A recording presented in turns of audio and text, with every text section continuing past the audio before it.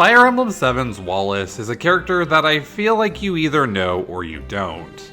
People who read his supports generally like him pretty well, but it's pretty easy to take one look at his goofy design and his silly joint conversation and write him off entirely, doubly so with his status as a pretty terrible unit. I can admit that I kind of fell into that latter camp before writing this script. I never really gave Wallace a second thought, and just sort of thought of him as that silly bald dude who gives you a night crest on Lyn hard mode, who I typically never see again because I tend to recruit guides over him. However, with his recent addition to Fae, I kind of gave him a second look, and started reading through his supports while I was mulling over which character I wanted to do a video on next, and I was honestly pretty impressed. I love characters who defy their initial appearances by having more depth than the player would reasonably expect, and Wallace very much fell into that category, so I quickly found myself inspired to pick Wallace for this video over the other characters that I had on my shortlist. Wallace first joins on Chapter 9 of Lyn mode, the final recruit of that mode. On Lyn Normal, you're forced to immediately promote him as a tutorial on how to use promotion items, though on hard mode, you're allowed to keep his night crest to either early promote Kent or Sane, or you can just sell it. And that may actually be the extent of what you see from Wallace in FE7 if you level up your lords, since it's possible to get Geitz's map with leveled up lords and flat out never see Wallace again past Lyn mode. However, if you don't meet the requirements for Geitz's map, Wallace reappears on either Chapter 23 or 24 depending on which mode you're on. Wallace was formerly the commander of the Knights of Caelin, who retired sometime prior to FE7 and became a farmer. During the events of Lyn mode, however, Lundgren orders him to hunt down Lyn, Kent, and Sane, who he alleges are an imposter and rogue knights respectively. However, upon seeing Lyn's eyes, he believes that she is who she claims to be and joins her cause, helping her to end Lundgren's attempt at the throne by rescuing the true Lord of Caelin, Hausen. Following Lyn mode, Wallace's passion for battle is reignited, and he leaves on a journey to find a worthy cause. Though the ending of that mode notes that his tendency to get lost may mean that it could be years before anyone sees him again. Later on, during Eliwood or Hector mode, he's found in Bern, lost and trying to find his way back to Caelin for the 75th time, and once again joins the player in order to help Lyn. Unless he dies before you can reach him, which is somewhat likely if you didn't promote him in Lyn mode. Wallace later claims that he was in Bern on minor business before getting lost on his way back. Out of the gate, you may notice one thing about Wallace's personality. He's not really the stereotypical knight character. When you think of a knight, you think of someone noble, virtuous, very serious, unwavering to the point of being a bit rigid. You know the type. Like Kent. Wallace, while being pretty noble and virtuous, is pretty damn goofy overall. He's emotional and pretty impulsive, but that honestly makes him more endearing to me as someone who typically finds the by-the-books knight characters a little bit boring. He's also a strong mentor figure for younger knights who truly cares about seeing them improve, even if his methods might be a little bit extreme at times. A couple of Wallace's supports highlight both his knightly side and his less serious side in pretty equal measure. His will support, in particular, is honestly pretty inconsequential to most of his character beyond demonstrating these characteristics. In this support, Wallace decides that Will needs more training, so he opts to enroll poor Will in a pretty extreme regimen. The rest of the support sees Wallace chasing Will around, stabbing at him and forcing the poor kid to dodge for his life, and generally being a total menace. And then the support just kind of ends without any real resolution or anything. Okay. With Vida, a slight against Caelin leads him to getting into a pretty childish yet funny contest of insults, which then becomes a far more physical competition. The two spar and cannot come to a conclusion, so they opt to get Eliwood to judge. And perhaps a little predictably, he gives both of them the same score, leading the contest to come to a complete impasse. Still, the two earn some respect for one another, and the rivalry becomes a little bit more friendly, just a bit. Neither of these supports are terribly consequential to Wallace's overall character, but they are still a lot of fun, and I do like them for enforcing Wallace's more surface-level characteristics. These, along with his introduction that mentions that he ended up in Bern strictly because he got lost, do a good job of painting him as a silly, yet wholly dedicated and prideful knight. His support with Vida does drive home just how much pride he has for Caelin, even after retirement, while the will support shows just how extreme his training measures are, which is brought up again a little bit later on as well. While these supports are amusing and do cover his basic traits well enough, I feel as though the meat of his character is in his remaining 3 supports, which do a much better job covering his backstory and motivations, as well as providing a lot to really dig into and analyze. The first support that I really want to dig into is his support with Renault. As a small aside, since the 2 characters are fairly closely entwined, there will actually be a tiny bit of Renault analysis in here too. He's a character who I kind of wanted to do a video on at one point, but it's been done quite well, and I don't just want to make a video that feels like I'm retreading something that someone else has already done, so I ended up scrapping that idea. I hope it's not a huge deal that I include just a little bit of talk about Renault in here too, but I really think that the characters make interesting contrasts to one another. This support starts by giving insight into Wallace's time as a squire, when he was scrawny and weak, which made him a prime target for bullies. Eventually, he met a mercenary named Renault who trained him, helping him to become stronger and more confident, and offering him some pretty pivotal life advice. Wallace promised him that he would never use his strength for evil and that he would always fight for the people, and he upholds that promise well into adulthood. Of course, the elephant in the room here is whether or not the playable Renault is the same Renault from Wallace's backstory. I can't get into Renault's entire history in this video since he's honestly one of FE7's more complicated characters, but suffice to say, probably.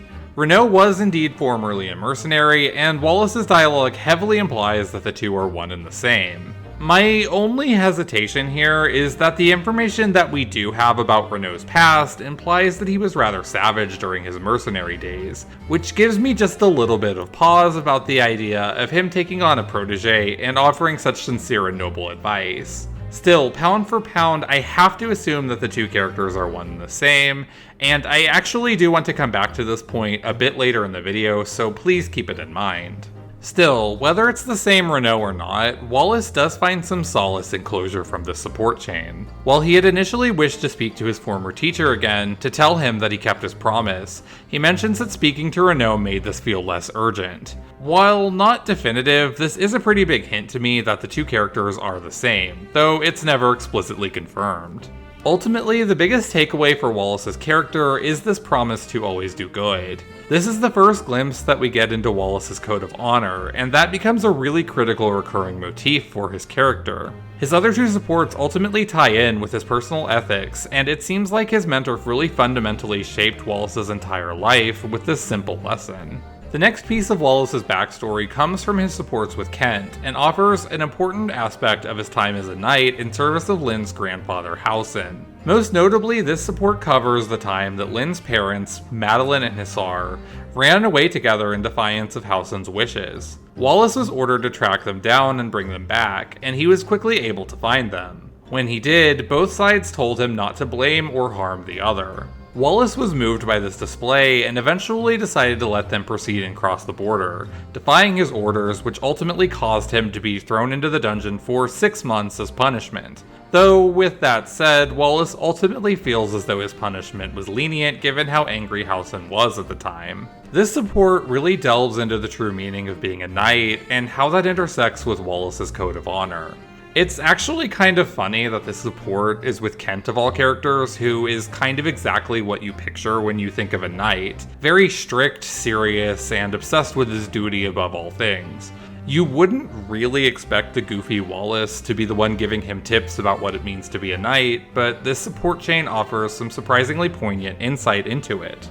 Wallace asserts his own interpretation of being a knight, which is essentially to do good even if it contradicts orders. He mentions that had he taken Madeline back to Howson, there is every chance that she could have ended her own life from grief, and that ending the relationship may well mean that Lynn would not exist at all. Similarly, when he was ordered to capture Lynn early in the story, blind obedience would have led him to capturing her without considering her side of the story at all. This goes a step further when he mentions that he regrets ever embarking on the journey to capture Madeline at all. He knew that the order was wrong, but he started to follow it anyway, before realizing what was truly right after seeing the love that the two had for one another. Even Howson eventually came around, later thanking Wallace for disobeying his order. This ties in really nicely with the promise that he made to his mentor. Even when his morals were challenged and he could have defaulted into blind obedience for his liege, he truly put thought into what was right and wrong and came up with an answer that definitely seems to be the most morally good one from the information that we have. Wallace's conclusion about the nature of knighthood is that the best form of servitude is to truly hold love for the one that you serve in your heart, and to judge for yourself how best to act in order to serve both the Lord and the people. According to him, if you truly love who you serve and do your best to act in their best interest as you would your own, your loyalty will not falter and you can avoid unjust orders. He makes a good case against blind obedience, which is an interesting angle to look at for knight characters, who tend to be a little bit one-dimensional on that front. And, well, okay, I feel like it might be a touch naive for a knight to think that he can always disobey his orders without risking severe consequences, but I still really like the sentiment. He's willing to risk that punishment for the sake of his sense of right and wrong, and I really like that he demonstrates so much strength of character in upholding his convictions. Incidentally, this support also adds a nice dimension to his join conversation, wherein he cited Lynn's eyes as a major reason for him defecting to her side.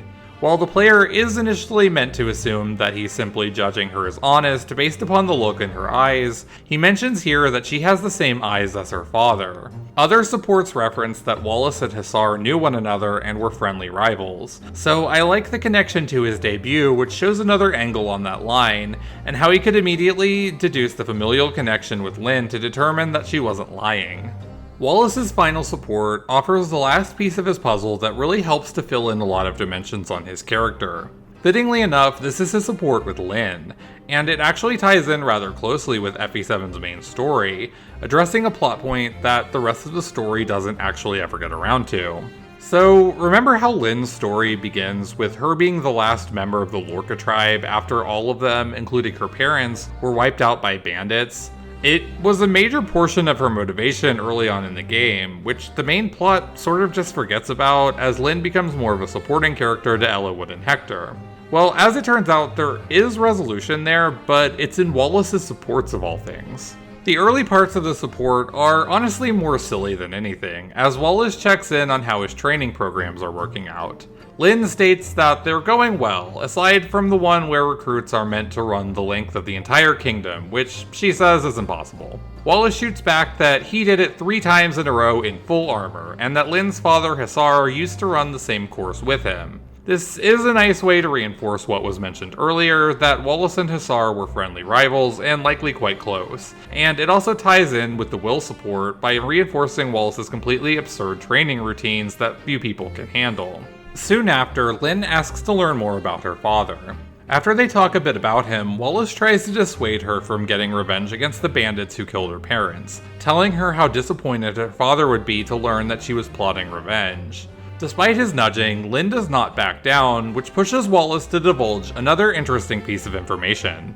See, the line about how Wallace ended up in Bern by chance because he got lost on some minor business, yeah, that was actually a lie. It turns out that he took it upon himself to single-handedly wipe out the Taliver bandits. Though he was initially intending to hide it, he eventually tells Lynn after seeing how much the desire for revenge is consuming her. He brings up how disappointed her parents would be to see her going down this path, and how he wanted to spare her from being twisted by hatred. Lynn is understandably kind of furious about having her purpose stolen from her, and I've seen a lot of Lynn fans who actually sort of hate this support for exactly this reason. Totally valid, by the way, as a lot of agency is stolen from her, and she's not even really given any resolution to this plot point, as she sort of just goes silent and then the support ends. For Lynn's character, I would have liked another rank to the support at the very least, and for her to have some more input even if she remained angry at him. But for Wallace's part, I really like this angle on him. So many of his supports cast him in a fairly silly light. He's often shown as the loud and boisterous knight commander who's obsessed with his goofy, obscene training and who fights for justice. It's really interesting to see this more explicitly serious side of him. Someone who's really looking out for Lynn's best interests as a sort of uncle figure for her following her father's death and trying to keep her from harm. Given that Hussar was clearly his friend, I think that he feels a responsibility to look after Lynn and keep her from both physical danger and from losing herself to a single-minded quest for revenge. As he puts it, he did it to see her happy. I would even go as far as to say that this support suggests that some of his goofy side is deliberately obscuring this more serious side. Don't get me wrong, I don't think that his personality is anywhere close to an act, but I think that he kind of downplays his own intelligence and leans into the goofier persona for the sake of others. I mean, he was fully intending to hide that he wiped out the bandits until he felt that it was necessary, and he even used his tendency to get lost as a cover for it. If Lynn had agreed to drop her quest for revenge, he would have just kept all of that to himself, which is honestly a lot more conniving than I initially gave him credit for. Other supports demonstrate a surprising amount of wisdom from a character who initially seems pretty silly, so I definitely think that he's far more wise than he initially seems. I also think it's interesting to consider the angle that Wallace may have been on some level getting his own revenge here. His Kent and Lynn supports both make it clear that Wallace had a fairly close relationship with both Hussar and Madeline. Numerous other supports do establish that he's rather emotional and impulsive at times, so while I do largely believe his claim that he did it for Lynn's sake, I don't think that it's at all a stretch to surmise that there were some selfish motivations in there as well. Just to be totally clear though, Wallace does explicitly claim that it wasn't for his own revenge. So I want to make it very clear that any other potential motivations are just my own read on the situation without a lot backing that up in the text. No matter how you interpret it though, I think that this entire angle on him is surprisingly nuanced. You can decide for yourself how right or wrong it was of Wallace to single-handedly end Lynn's quest for her by taking this revenge. I honestly think it's valid to critique him for completely deciding that he knows what's best for Lynn and taking her entire motivation from her without any input from her whatsoever. There are times, both here and with the Kent support, where Wallace asserts his own form of morality and code of ethics as being more or less objectively correct, even when they contradict what others want. While I personally think that he is generally in the right, and that he's earned that wisdom through experience, if you wanted to criticize him for being self-righteous and for pushing his own form of morality as being the objective truth, I can definitely see that as a valid criticism of his character. Even on a surface level though, I do have to say that him clearing out an entire bandit camp by himself is just a really cool feat. These are bandits who wiped out an entire tribe of Sakai by themselves, albeit likely through underhanded means. Not to get all power scaling about this, but for Wallace to then take them out by himself is pretty goddamn impressive and shows that he's got some real power to him. Side note, if you've watched my character videos before, you may remember how I really love to talk about ludonarrative connections. Like how La Rochelle's low base level reflects how Renak and Doslo were doing more fighting than her, or how Dorothy's above average growths for her game tie in nicely with her earnest desire to improve herself. Yeah, well, Wallace may be the worst character that I've looked at for that particular element. Wallace as a unit is pretty goddamn bad. Whether you promote him during Lynn mode or hold off, you're either getting a general with pretty mediocre stats who almost certainly loses out to even a moderately unlucky Oswin, or an armor knight who rejoins way too late in the game to bother with. Either case makes it really funny that he's supposed to be this big seasoned knight who's taken out all these bandit camps by himself, and who runs circles around the kingdom in full armor. Apparently all of that wasn't enough to get him enough experience to promote or even get more bases, because he's genuinely really shitty, but I digress. So we've looked at Wallace's supports and have a pretty clear idea of his backstory, his motivations, and his code of honor by now. I mentioned earlier that I really wanted to circle back to the Renault connection, and you were a good viewer and remembered it like I told you to. So I wanted to compare the characters a little bit more now that we have the full picture of Wallace from his supports. So let's assume that the Renaults are one and the same, as we mentioned earlier. It's honestly not a huge stretch here, since the support chain does quite heavily imply it. I found it really interesting to look at Renault's words in the past, with how he told Wallace to always do good and fight for the people. We definitely know that Renault didn't live up to that, given that he was so enraged by losing his friend that he flew into a frenzy that killed Lucius's father, and the Renault and Isadora support implies that even prior to this, he was far from a good person. It's interesting to theorize about his relationship to Wallace on this basis. This kind of goes beyond the text and into my own personal interpretation and headcanons, so bear with me. But I liked the idea of Renaud being this bloodthirsty mercenary as he claimed, who still took pity on Wallace. That Wallace was the squire, sincerely trying his best and still getting teased and being weak and scrawny. And that caused Renaud to have this moment of genuine humanity for him and to offer him some sincere help. Renaud claimed that he was never a particularly good person, but at the very least, it seems like he may have had enough of a good side to help this kid who truly needed him. Regardless, their paths clearly diverged, as Renaud did not live up to what we're assuming are his own words, while Wallace truly took them to heart and had them guide his entire life from then on. This simple advice ended up being so pivotal for Wallace as a character, and causing so many different things. Just hypothetically, picture a version of Wallace who isn't committed to doing good. A version who blindly follows Halsin's orders and takes Madeline back against her will, likely ending that relationship, ruining both Madeline's and Hussar's lives, and ensuring that Lynn is never born. There's also the version of Wallace who only cares about orders and who captures Lynn on Lundgren's command instead of listening to her legitimate claim. A surprising amount of FE7's story potentially changes a lot or never happens with a more hardened Wallace who isn't trying to fight for justice. There's one line in particular that really stood out to me when contrasting Wallace and Renaud, and that's when he tells Lynn how hatred can twist and consume someone. That line is kind of Renaud's entire backstory in a nutshell, as his hatred twisted him for far too long and led him down a very dark path. While it's not at all possible that Wallace knew about this, given that the darker parts of Renaud's backstory took place well after the two would have parted, it's still a really cool contrast that ties back to that simple bit of advice that he was given as a young squire.